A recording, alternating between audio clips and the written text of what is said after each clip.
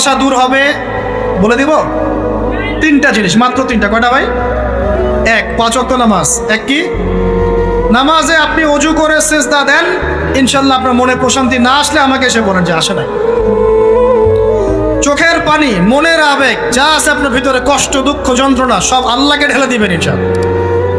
নিজের আবেগ ধরে রাখবেন এখানে, আপনি আল্লাহর জন্য ঢেলে দিবেন।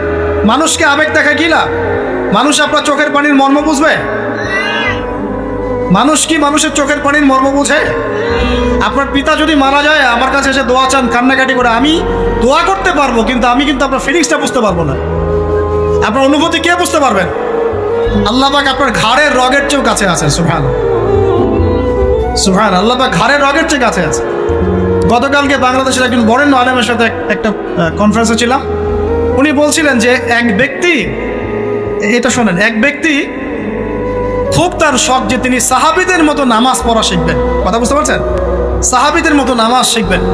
তো একজন বরেণ্য আলেমের কাছে এসেছেন, এসে বলছেন যে আমাকে সাহাবীদের মতো নামাজ শিখিয়ে দেন। তখন সেই আলেম আরেকজন আলেমের সন্ধান দিয়েছেন, যা তুমি তার কাছে যাও, তিনি শেখাবেন। তো সেই ব্যক্তি একটু অবাক হয়েছেন, কারণ যাকে প্রশ্ন করেছিলেন তিনি অনেক বড় মুহাদ্দিস, আর যার কাছে পাঠানো হচ্ছে তিনি অত বড় মুহাদ্দিস নন, কিন্তু আবেদ, আমল করেন। তাকে গিয়ে বলছেন উনি আমাকে পাঠিয়েছেন সাহাবী বলা নামাজ শিখিয়ে দেন। তখন তিনি বলছেন ঠিক আছে, সুন্দর করে অজু করে আসো, সুন্দর করে অজু করে আসো।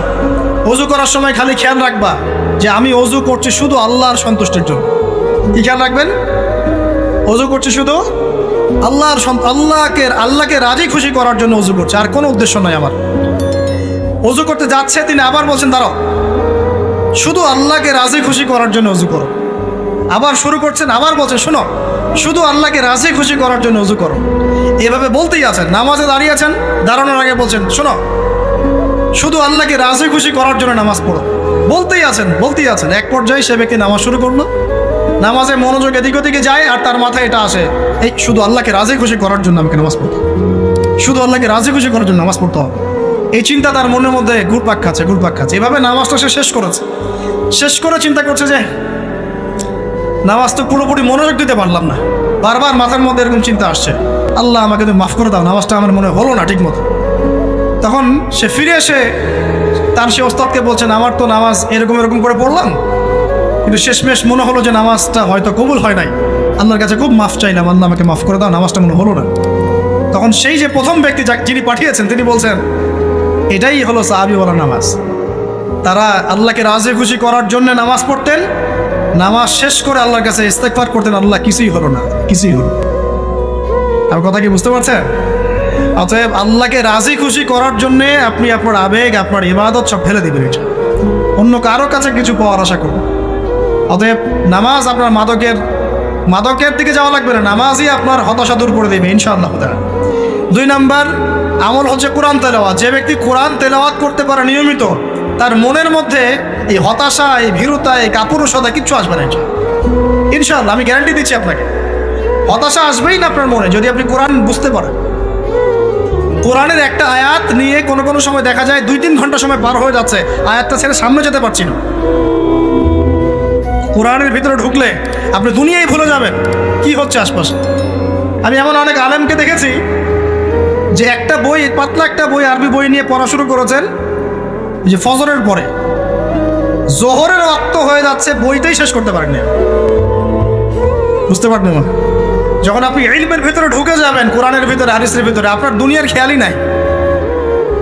একজন আলেম তিনি এক রাত্রে একটা বই লিখেছিলেন, চটি বই, এক রাত্রের মধ্যে। বলা হচ্ছে তার সম্পর্কে বলা হচ্ছে যে রাতের খাবার তাকে দেয়া হয়েছে যে আপনি এটা খেয়ে নেন। তো যে খাবারটা পাশেই আছে, খাবারটা খাবো, এটা লিখে খাবারটা খাবো, এরকম তার চিন্তা ছিল। ফজর হয়ে গেছে, বই লেখাও শেষ, খাবার এই অবস্থায় পড়ে আছে, ডুবে গেছেন ভিতরে, খাওয়ার মাথায় খেয়াল নাই। এরকম হয়। একজন মনীষী, বিখ্যাত মনীষী, রিয়াদুস সালেহীন কিতাবের রাইটার, সংকলক আল্লামা নববী রাহিমাহুল্লাহ, এরকম সারা রাত চলে গেছে, পাশে 2টা খেজুর, ওই 2টা খেজুর খাওয়ারই সময় পান, হাদিস নিয়ে গবেষণা করতে রাত পার হয়ে গেছে। আমি বলতে চাচ্ছি যখন ইলমের ভিতরে, কোরআন হাদিসের ভিতরে ঢুকে যাবেন, আপনার দুনিয়ার খেয়াল আপনার চলে যাবেন ইনশাআল্লাহ। এই টেনশন, হতাশা, এই সেই বাদ। তখনই আল্লাহ পাক আপনাকে তার পক্ষ থেকে রহমত দিবেন, বরকত দিবেন, আল্লাহ আপনার দুনিয়ার কাজগুলো করে দিবেন ইনশাআল্লাহ। তখন দেখবেন কেউ আপনার দুনিয়ার ওই কাজটা করে দিয়েছে, কেউ ওই কাজটা করে দিয়েছে, কেউ বাসায় খাবার পাঠিয়ে দিয়েছে, আল্লাহ পাকই এগুলো করাই দিবেন ইনশাআল্লাহ। তো প্রিয় ভাইরা, মাদকে যাবো না আল্লাহর কাছে আসবো? 2 নাম্বার কোরআন তেলাওয়াত, 3 নাম্বার আল্লাহর জিকির। 3 নাম্বার কি ভাই? আল্লাহর জিকির। চলতে ফিরতে সব সময় মুখ চলতে থাকবে, মুখ না চললেও মনে মনে মন তাজা থাকবে, মনে মনে জিকির হতে থাকবে। মনে মনে জিকির করতে পারেন? মুখ নড়বে না, কিন্তু মনে মনে আপনার একটা জিকির হতে থাকবে। সুবহানাল্লাহ ওয়া আলহামদুলিল্লাহ লা ইলাহা ইল্লাল্লাহ আল্লাহু আকবার। করা যাবে? পারে। মানুষের মন কখনো চুপ করে থাকে না, কিন্তু মানুষের মন অলওয়েজ কিছু না কিছু চিন্তা করতে থাকে না, যতক্ষণ না ঘুমায় মানুষ। তো প্রিয় ভাইরা, বেশি বেশি জিকির করবো। সুবহানাল্লাহ, আলহামদুলিল্লাহ, লা ইলাহা ইল্লাল্লাহ, আল্লাহু আকবার, লা হাওলা ওয়ালা কুওয়াতা ইল্লা বিল্লাহ, এগুলো চলতে থাকবে। আল্লাহ পাক তৌফিক দান করে দেন। আমরা আমাদের সমাজে যুবকদেরকে এরকম টিকটকে দেখছি, অনলাইনে আসক্ত দেখছি, জেনায় আসক্ত দেখছি, পর্নোগ্রাফিতে আসক্ত দেখছি। আমরা দেখছি আমাদের যুব সমাজকে মাদকে আসক্ত, কিশোর গ্যাংয়ে আসক্ত। এইগুলো কি আমাদের কাম্য ছিল ভাই? আমাদের কাম্য ছিল? এই অবস্থায় কি যুব সমাজ আল্লাহ পাকের দিনের পতাকা হাতে নিয়ে আল্লাহর জমিনে দিন কায়েম করতে পারবে কিনা, একটু আমাকে উত্তর দেন দেখি। এখন এই অবস্থায় পারবে? অতএব অবস্থার উন্নতি করতে হবে কিনা? উন্নতির জন্য রাজি আছি কিনা ইনশাআল্লাহ? আমরা চাই কি আল্লাহ পাকের দিনটা আল্লাহর জমিনে প্রতিষ্ঠা লাভ করুক, আল্লাহর দিন সবার ঘরে ঘরে পৌঁছে যাক, আল্লাহ পাকের দিনের যে সৌন্দর্য সবাই সেটাই, এই সৌরভটা সবাই পাক। আমরা চাই কিনা সমাজে শান্তি প্রতিষ্ঠা হোক, আবার সেই রাসূলের মতো যুগ চলে আসুক? আমরা চাই কিনা? অতএব আমাদের সবাইকে যৌবনের এই প্রলোভনগুলো থেকে বেরিয়ে এসে আল্লাহ পাকের ইবাদতে আত্মনিয়োগ করতে হবে। আল্লাহ পাক আমাদের সবাইকে তৌফিক দান করুন, বলি আমিন। আমাদের সবাইকে আল্লাহ রাব্বুল আলামিন কোরআন এবং হাদিসের গভীর জ্ঞান অর্জন করার তৌফিক দান করুন, বেশি থেকে বেশি ইবাদত করার তৌফিক দান করুন। আল্লাহ পাক সবাইকে হারাম সমস্ত রিজিক থেকে বাঁচিয়ে রাখুন, জেনা, ব্যভিচার এবং নারীর ফিতনা, মাদক থেকে আল্লাহ বাঁচিয়ে রাখুন। আল্লাহ পাক আমাদের সবাইকে হালাল রিজিক, হালাল সম্পর্ক যথেষ্ট করে দিন। আল্লাহ পাক আমাদের সবাইকে যেন দিনের দাওয়াতের মেহনত করার তৌফিক দান করেন এবং আলেম ওলামার সাথে পরামর্শ করে দিন শেখার এবং বোঝার তৌফিক দান করেন। আর লেকচার শেষ করার আগে 2টো বিষয় বলে শেষ করছি, একটু মনোযোগ দিন। একটা হচ্ছে আমাদের যুবতী দিনী বোনদের জন্য। এখানে বোনরা আছেন না? আছেন কি না? দিনী বোনরা আছেন? একটা নসিহত দিনী বোনদের জন্য আমি একটা নসিহত করতে চাচ্ছি। একটা নসিহত, আমার একটা নসিহত একটু মন দিয়ে শুনুন প্রিয় দিনী বোন। রাসূলুল্লাহ সাল্লাল্লাহু আলাইহি ওয়াসাল্লাম আমাদের দিনী বোনদের জন্য জান্নাতে যাওয়ার একটা ফর্মুলা বলে দিয়েছেন। আমি কি বলবো সেটা? আচ্ছা, রাসূলুল্লাহ সাল্লাল্লাহু আলাইহি ওয়াসাল্লাম বলেছেন আমাদের দিনী বোনেরা, আমাদের মায়েরা, এই নারী জাতি মাত্র 4টা কাজ করলে জান্নাতের যে কোনো দরজা দিয়ে ইচ্ছা প্রবেশ করতে পারবে। খুশি হন নাই? কয়টা কাজ? মাত্র 4টা। 1, যদি আমাদের দিনী বোনেরা 5 ওয়াক্ত নামাজটা ওয়াক্ত মতো পড়ে, আল্লাহ পাক তৌফিক দান করুন, বলি আমিন। 2 নাম্বার, যদি তারা রমাদান মাসের রোজাটাকে ঠিক মতো আদায় করতে পারে। 1 নাম্বার 5 ওয়াক্ত নামাজ ঠিকঠাক আদায় করা, 2 নাম্বার রমজান মাসে সাওম রাখা, 3 নাম্বার তাদের লজ্জাস্থানের হেফাজত করা, মানে শরঈ পর্দা মেনটেন করা, শরঈ পর্দা মেনটেন করা। এবং আমি বলে দেই, চেহারাটা আপনাদের পর্দার অন্তর্ভুক্ত। এটা নিয়ে অনেক বাকবিতণ্ডা হয় না সমাজে, চেহারা দেখানো যাবে কি যাবে না ইত্যাদি।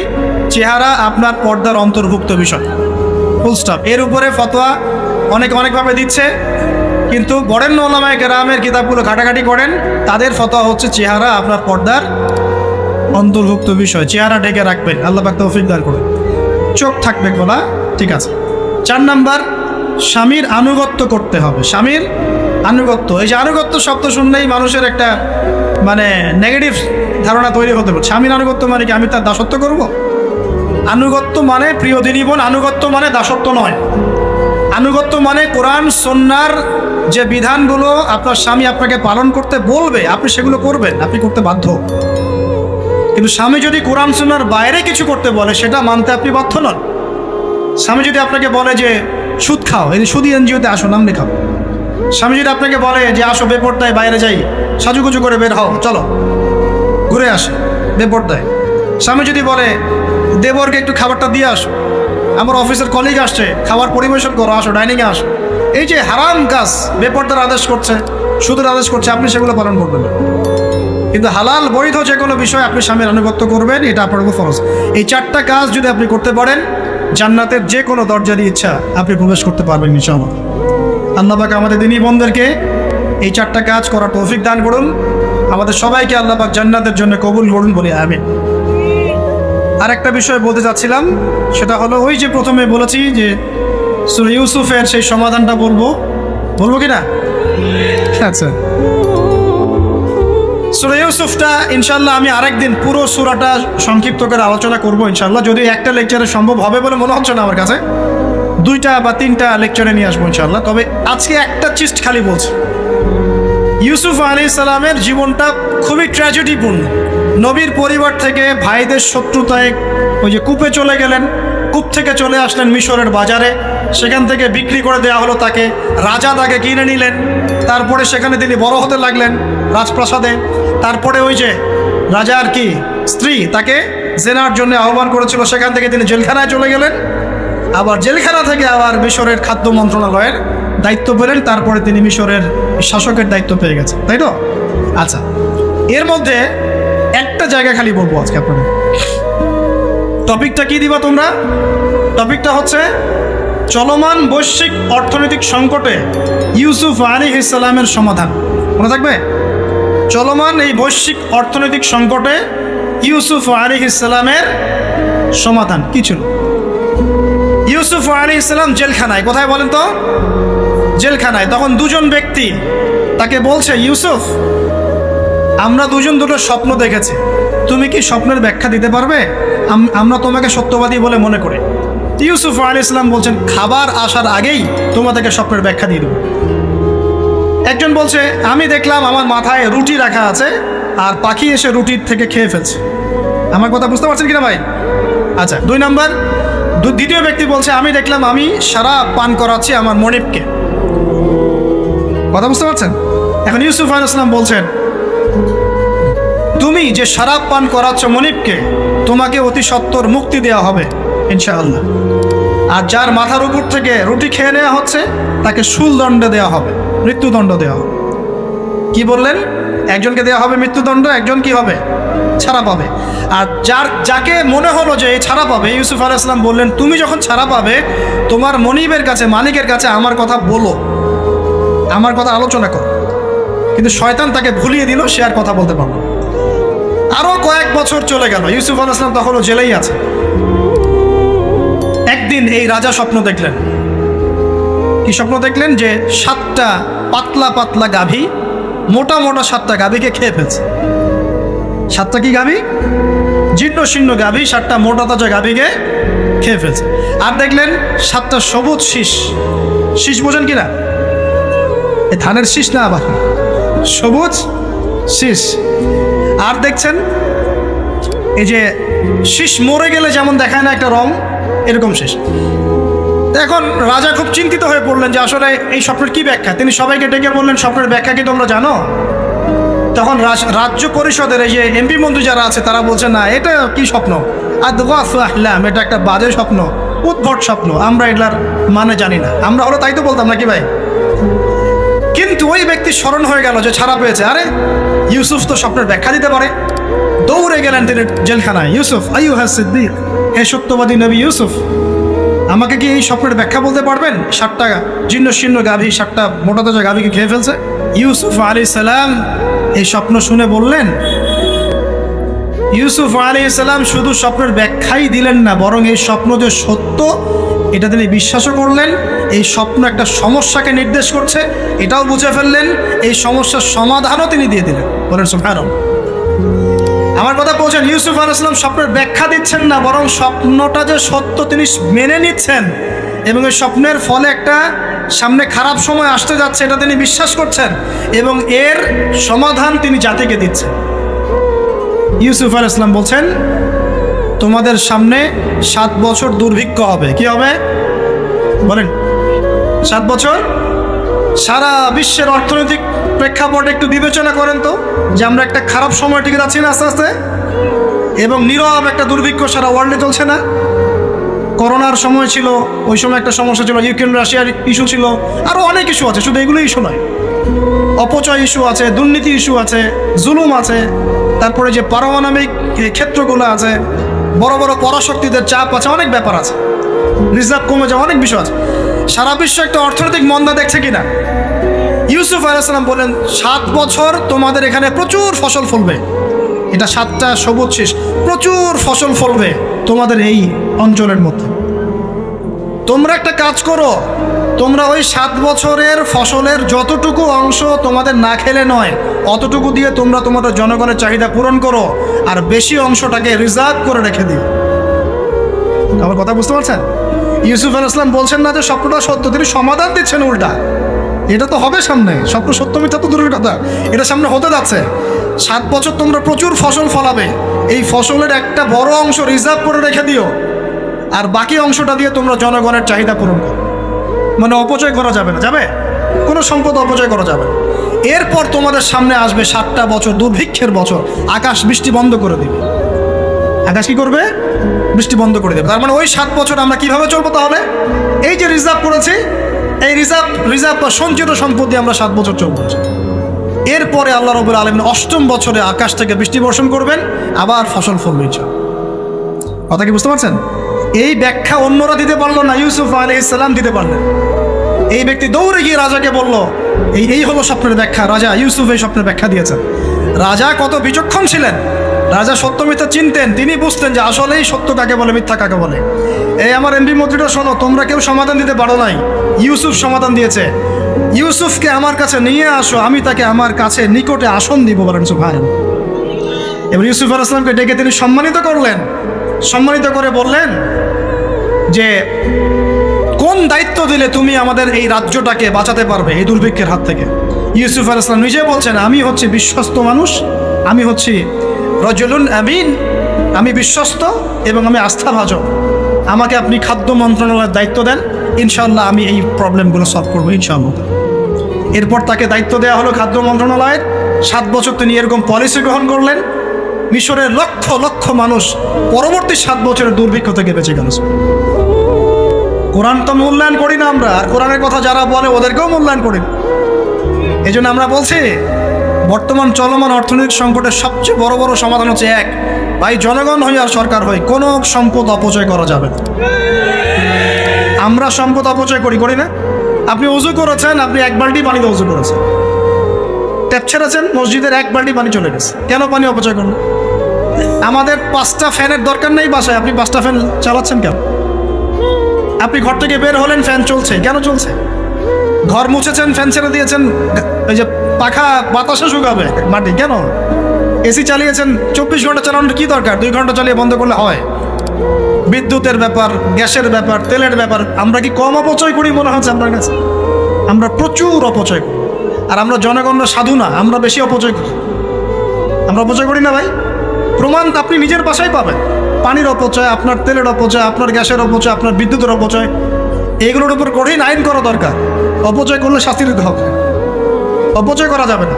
অপচয় কমালে কি হবে? আমরা সম্পদ বেশি রিজার্ভ করতে পারবো। এই যুগে কি কি সম্পদ রিজার্ভ করলে আমরা সচ্ছল হতে পারবো, এই হেদায়েতগুলো আপনাকে ওই সোকল্ড প্রোটেস্ট্যান্ট মৌলবীরা দিতে পারবে না ইনশাআল্লাহ তাআলা, কারণ তাদের কাছে ইকোনমিক্সের জ্ঞান নাই।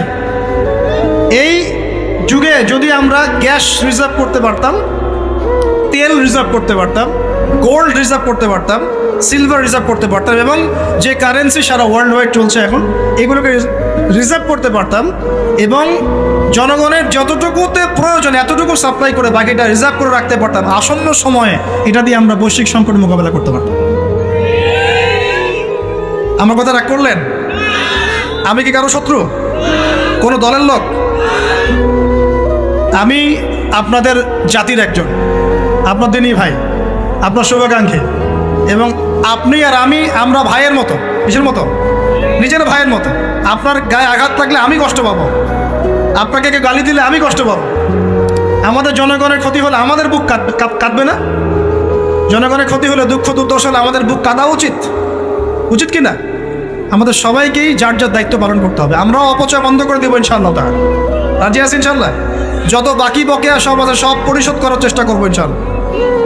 আমরা সরকারি সম্পদ অন্যায়ভাবে আত্মসাৎ করব না, এবং আমরা আমাদের সমাজে যত দুর্নীতি আছে এটা বন্ধ করতে হবে। যত প্রকার দুর্নীতি আছে বন্ধ করতে হবে, যত কালো টাকা আছে সাদা করতে হবে, এবং সাস্টেইনেবল অ্যাসেটগুলোকে রিজার্ভ করতে হবে। তাহলে আগামীতে বিশ্ব ডুবে যায় যাক, বাংলার মাটি ডুববে না ইনশাআল্লাহ। ইউসুফ আলাইহিস সালাম এই হেদায়েত আমাদেরকে দিয়ে গেছেন, কোরআনের মাধ্যমে আল্লাহ এই হেদায়েত আমাদেরকে দিয়ে গেছেন। আল্লাহ পাক আমাদের সবাইকে কোরআন বোঝার তৌফিক দান করুন।